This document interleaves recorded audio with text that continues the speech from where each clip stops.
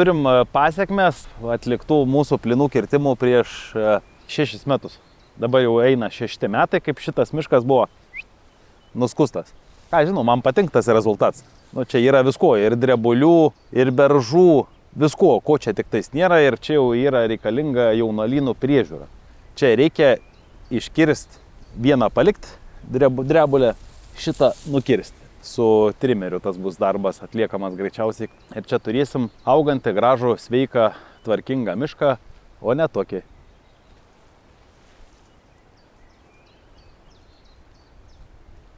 Čia yra 10 hektarų ilga valda, kurią mes vadinam tarpusavį miškininkai makaronais. Nes čia yra 50 gal kažkeli metrai plotis ir ilgis kilometras, ten kažkiek ten metrų. Taip, per visą palaukę eina toks ruožas. Turėsim kelių kartų jaunolynus. Čia, pavyzdžiui, bus 6 metų, čia jeigu šiemet iškirsim ir tenais ataugs sekančiais metais, greičiausiai pradės augti po kokį 2-3 metų. Pasimatys pats tas augimas, tai realiai čia jau bus 10 metų, o ten bus 4-3 metų jaunolynas, tai jau bus 2 kartos. Čia bus vienas sklypas, ten kitas sklypas. Vis tiek taip, jeigu pagal taisyklės kertant, tu vis tiek turėsi kartas. Tu 20 hektarų neįmanoma turėti, kad tu jį užaugintum, nebent žemės ūkio paskirties žemė, kai jis būtų visas vientisas, ten kokiu eglynų, kalė arba beržynų. Bet vis tiek, kai ateis tam tikri kirtimai, ateis tas brandos amžius, tada jis realiai pagal kirtimų taisyklės, nes negalima kirsti didesnio ploto negu ten 3 hektarų, 5 hektarų, priklauso nuo pačio sklypo konfiguracijos ir ploto, tu vis tiek turėsi kartom mišką. Kaip pavyzdys 6 metų, čia 0 metų, po to ten toliau augantis beržynas yra 25 ar 30 metų, po to vėl kirtavietė, atžėlus 6 metų senumo, vėl eglynas. Čia yra šitam 10 hektarų, gal 8 skirtingi sklypai pagal amžiaus grupės ir pagal medynų sudėtį yra visiškai skirtingi. Ir čia yra viskas natūraliai užaugę. Ataugimas jisai visiškai pilnai tenkina, man tinka drebulė, dėl to, kad drebulė daugiausia tūrio priaugina per savo užaugimo laikotarpį.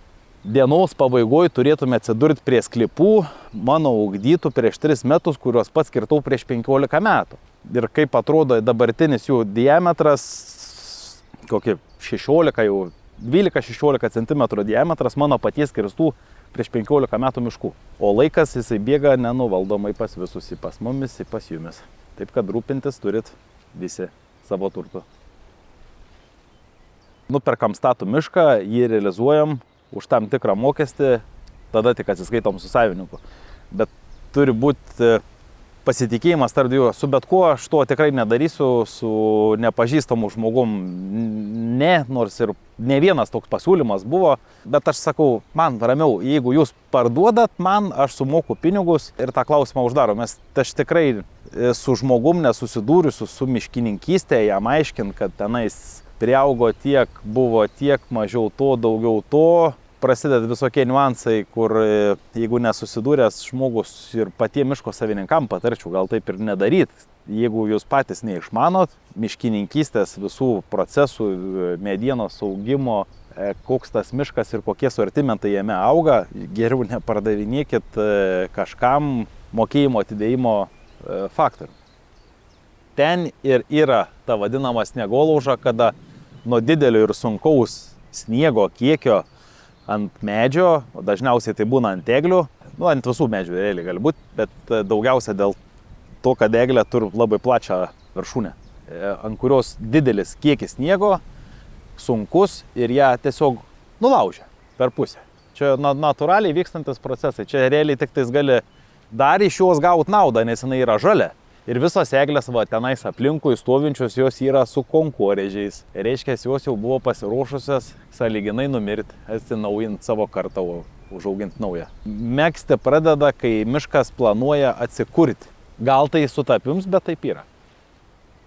Čia yra kaip ir didžiausias nuostolis miško savininkui, kai yra nedidelis sąlyginai miško sklypas, yra toks padarinys ir dabar jį reikia sutvarkyti. Čia yra miškininko nuostolis ir neapsimoka tokių darbų realiai dažnais atvejais atlikinėti. Bet juos reikia atlikti, norint, kad augtų kažkas naujo. Jau kaip įvyko, taip įvyko.